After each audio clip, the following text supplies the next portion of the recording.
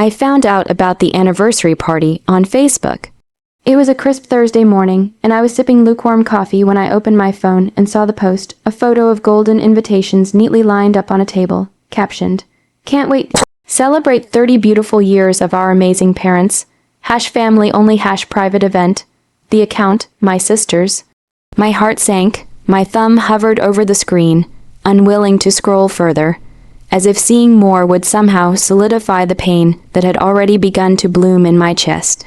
I waited. Maybe the invite was late. Maybe the post was just for show. Maybe my sister, always so meticulous and proud, had just posted before sending mine.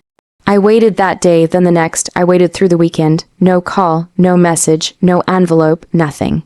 I finally texted her Monday morning, keeping it light. "Hey, saw the post, excited for Mom and Dad's party. Let me know if you need help with anything." The reply came quickly. Too quickly. "It's just a small thing, only for family." I stared at the message. I read it again. "Only for family." A wave of nausea rose in my stomach. She knew exactly what she was doing. My sister, Amelia, always had a talent for weaponizing sweetness. The kind of person who smiles as she slices you open. She was only 2 years older, but somehow always managed to position herself as the mature one, the responsible one, the golden child. It hadn't always been like this. Growing up, we were inseparable. 2 sisters who shared secrets under the covers and fought over who got the last pancake. But somewhere between high school and adulthood, something shifted. She became colder, more calculating. Our parents leaned into her ambition, her pristine choices, her spotless social media life. I, the more sensitive, artistic one, faded quietly into the background. Still, I never thought they'd cut me out completely. I didn't want to believe that I wasn't considered family anymore. That something so fundamental could be denied to me with a text message. That night, I sat alone on my couch, clutching an old photo album I hadn't opened in years. Flipping through the pages, I saw us in matching pajamas, birthdays with cakes, mudged faces, Christmas mornings, beach trips, and quiet, precious moments that had once defined my world. I saw my parents, younger, laughing, holding both of us like we were the best thing that had ever happened to them. I wondered when that changed, when I stopped being family. Maybe it was when I dropped out of college, or when I started talking openly about my anxiety.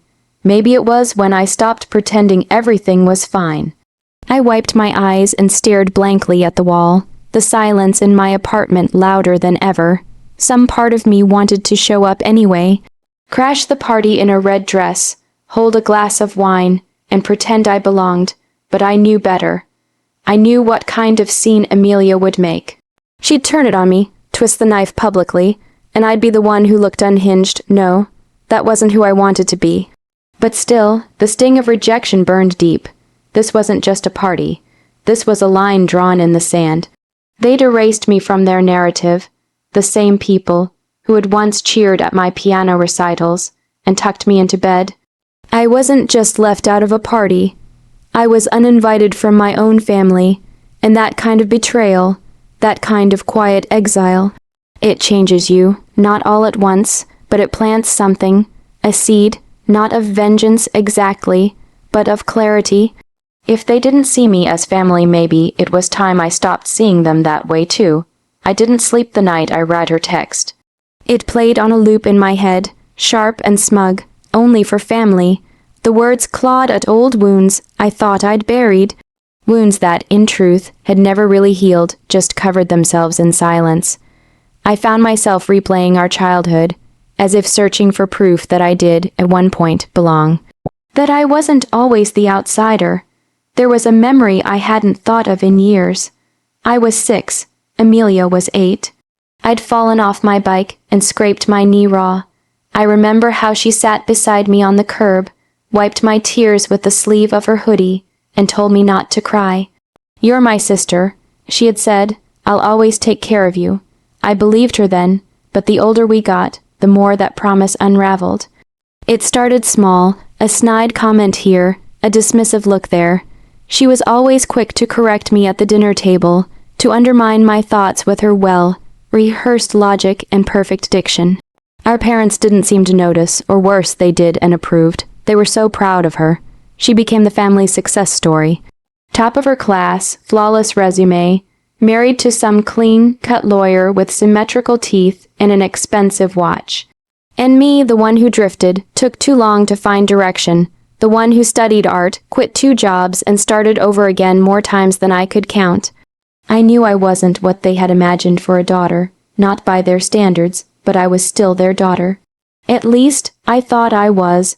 After Amelia's message, I didn't respond. What could I say? I wasn't going to beg for a place at the table. But I needed to process, to put meaning to the ache in my chest.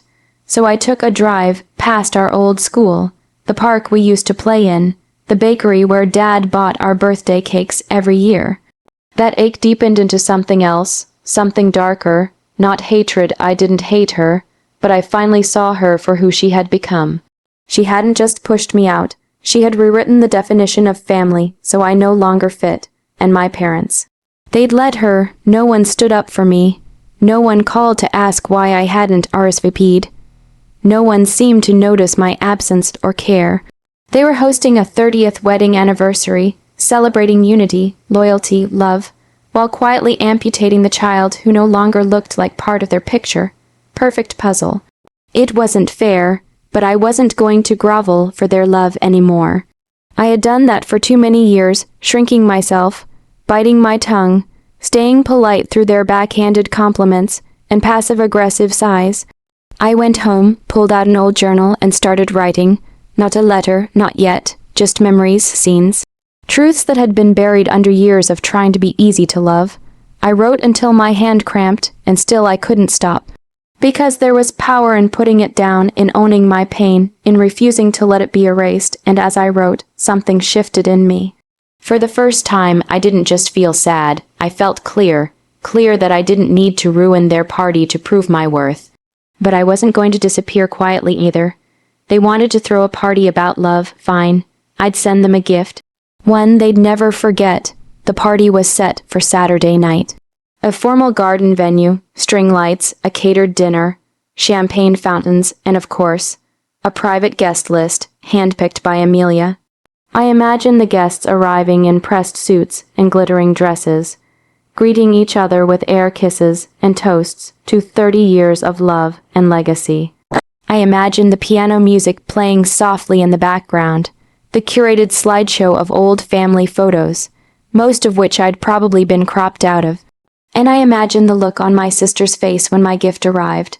No, I didn't crash the party. No dramatic entrance. No screaming scene. My revenge was quieter than that. Sweeter, sharper, thoughtful. 2 days before the event, I sent a package to the venue marked clearly with my parents' names and labeled, "To be opened at the anniversary party, please deliver by 7:00 p.m. sharp." Inside was a sleek, white envelope. No ribbon, no glitter, just truth. Amelia loved control, every detail perfect, every word rehearsed. So I knew she'd be furious that something unplanned had slipped through her filter, but I wasn't doing this for her. I was doing it for them. Inside that envelope was a letter, handwritten, 3 pages, each word chosen with care. Not to guilt, not to accuse, but to remind.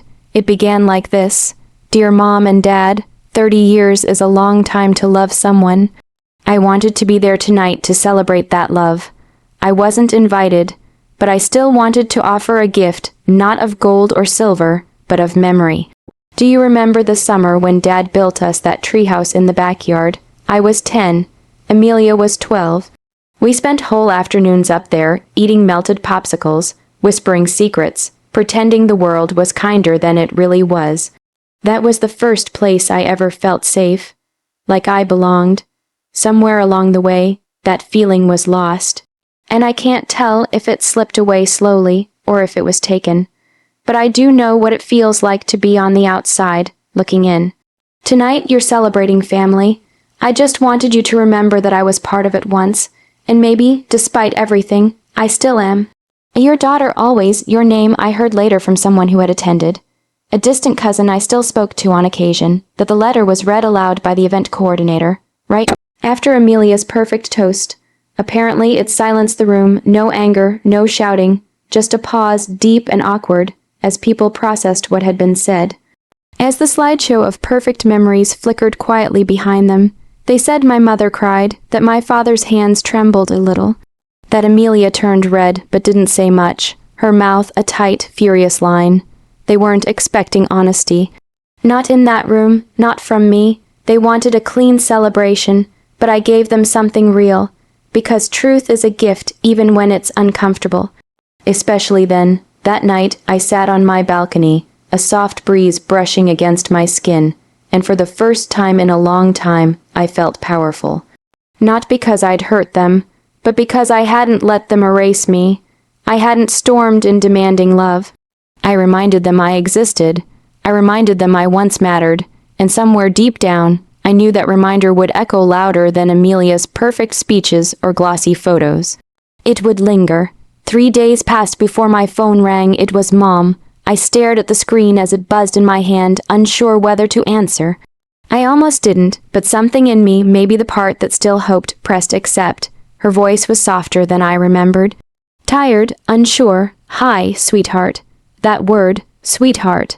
A word I hadn't heard from her in years. Not since before everything got distant and brittle between us.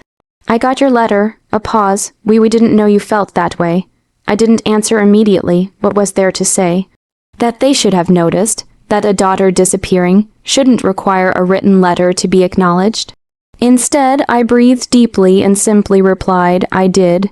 She asked if I'd come by sometime, that Dad had wanted to call too, that maybe we could all talk, just talk, not fix, not forget, just begin. I told her I'd think about it. She didn't push. When the call ended, I sat in silence for a long time. The silence felt different now, less like emptiness, more like space. Space I had carved out for myself, space I had earned. Amelia never reached out, not with an apology. Not with an excuse, but I didn't expect her to. In her world, control was currency, and my letter had cost her something. And me, I gained more than I ever thought I would. Not revenge, not really. What I found was peace. Peace in knowing I had told the truth. Peace in realizing I didn't need their validation to be whole. I stopped looking at their pictures online, stopped checking if I was still excluded, because honestly, I no longer cared. Something shifted in me, gently, but irreversibly.